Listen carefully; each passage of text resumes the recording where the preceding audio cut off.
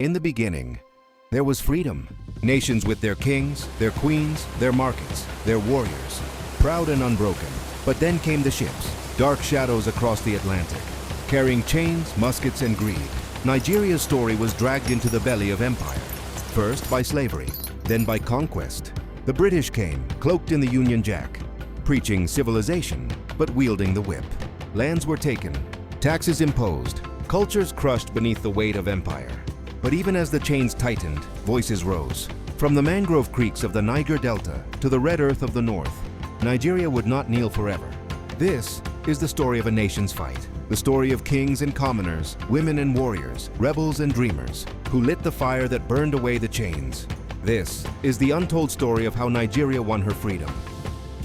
When the British set their sights on Nigeria, they did not come with open hands. They came with gunboats, treaties, and the cold steel of empire. One by one, kingdoms fell. The mighty Benin Empire, bombarded into submission in 1897, its treasures looted, its king sent into exile. The Ijebu, proud and wealthy, crushed under cannon fire after daring to resist British control. And in the far north, the Sokoto Caliphate, vast and powerful, subdued after a series of bloody campaigns. Everywhere the Union Jack was raised, old rulers were toppled, new taxes imposed, and foreign laws enforced. Nigeria was not one country then, but the empire stitched it together with borders drawn in London, not Legos. Yet, not all bowed. Across Igboland, the Ekumeku movement rose, warriors striking from the forests, refusing to accept the foreign crown. In the creeks of the Niger Delta, King Jaja of Opobo defied the British merchants, daring to trade freely, daring to declare his people's independence.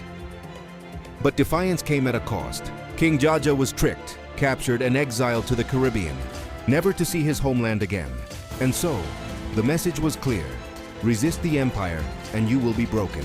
Yet still, resistance smoldered, silent, patient, waiting for its moment to rise again. For 40 years, Nigerians lived under the iron hand of Britain. But history has always shown, the tighter the grip of empire, the stronger the will of the oppressed to fight back. And soon, the first sparks of freedom would be lit. The empire thought it had conquered Nigeria forever, but from the shadows of silence, the first sparks began to flicker. In Lagos, a man rose, brilliant, stubborn, unyielding. Herbert Macaulay, an engineer turned activist, he became the loud voice of a muzzled people. Through his fiery writings and speeches, he exposed the injustices of colonial rule. He was called the father of Nigerian nationalism, the man who first dared to say, "This land is ours." But it was not only the men who fought. In the dusty markets of Aba in 1929, it was the women who stood tall.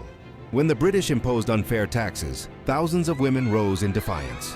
The Aba Women's War shook the empire, with chants, dances, and fierce determination. Mothers, daughters, and grandmothers declared, "We will not be silent." The British sent soldiers. Shots rang out. Many were killed, but the message thundered louder than gunfire. Nigeria would not remain quiet. Across towns and villages, unions, associations, and secret meetings were formed. Students whispered about liberty. Workers spoke of strikes. Market women plotted resistance. The colonial masters had lit a fire they could no longer contain. The 1930s and 40s gave birth to giants, men whose names would echo across the ages. Nnamdi Azikiwe, the orator, the journalist, the dreamer of a united Nigeria. Through his newspapers, he spread the fire of nationalism to every corner of the land. His words carried thunder, urging Nigerians to rise, to claim their destiny. Obafemi Awolowo, the strategist, brilliant, disciplined, unrelenting. He built political structures, championed education, and carved the path for self-government in the West. Ahmadu Bello, the Sardauna of Sokoto, a proud northern leader who believed in progress, yet held firm to the traditions of his people. His influence would shape the destiny of the North, ensuring its voice in the coming storm of change. They did not always agree. They clashed, they debated, they even distrusted one another. But together, they were the pillars of a single, unstoppable truth: Nigeria must be free. And around them stood others. The fiery Anthony Enahoro, who at just 30 years old, moved the first motion for Nigeria's independence on 31st March, 1953. The labor leaders, who shut down industries with strikes. The students, who marched in defiance. The ordinary people, who refused to live forever in chains. The heroes had risen, and the empire was beginning to tremble. World War II changed everything. Britain had won the war, but it was broken, weakened, drained of blood and treasure.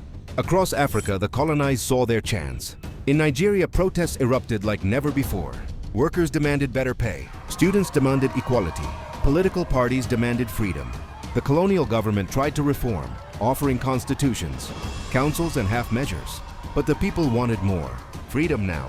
Riots shook the cities. Protests filled the streets. Young Nigerians shouted at the gates of power, "We will no longer wait." In 1945, a massive general strike paralyzed the colony. In 1949, miners in Enugu rose in protest, and when British police opened fire, killing 21, outrage swept the land. Blood had been spilled, and the call for independence grew louder. The empire was cornered. Nigeria's leaders pushed harder. The world was watching, and rebellion had become inevitable. And so the day came. October 1st, 1960. The Union Jack was lowered.